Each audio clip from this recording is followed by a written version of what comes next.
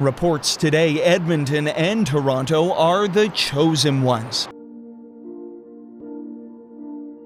NHL return is set for August 1st after months off due to COVID-19, and yes, the Eastern Conference teams will exclusively play in Toronto as a hub city. This year, 24 teams have a chance and of course only one winner. 8 of those teams in the East will be playing a best-of-5 series to officially make the first round of the playoffs. Here are the 4 matchups. The 5th-ranked Pittsburgh Penguins will play the Montreal Canadiens. The Penguins will rely heavily on their star-studded lineup headlined by Evgeny Malkin, Chris Letang, and of course a player to watch, Sidney Crosby.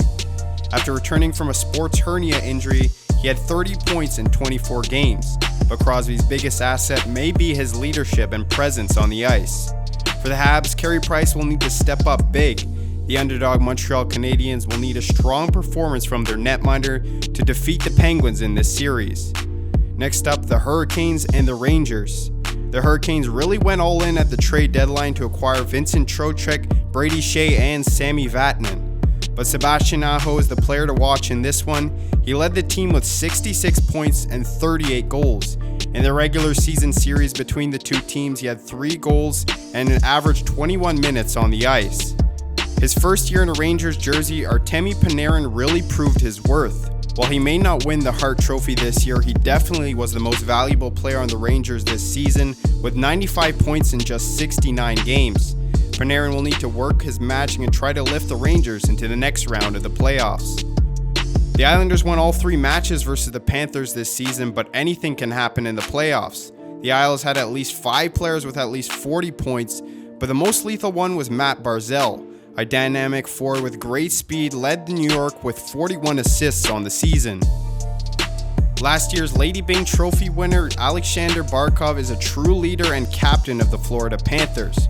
The 6'3" forward can do it all on the ice, and he will need to do it all this postseason for the Panthers. And last but not least, the Toronto Maple Leafs versus the Columbus Blue Jackets. Offense versus defense.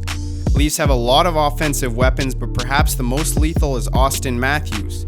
The 22-year-old finished just shy of 50 goals with 47 in a shortened season. He's always a threat just about anywhere he is on the ice. John Tortorella's Columbus Blue Jackets will need to rely heavily on their strong defensive game, especially Zach Werenski. Fresh off a 20-goal campaign as a defenseman, Werenski will have his regular D partner back in Seth Jones.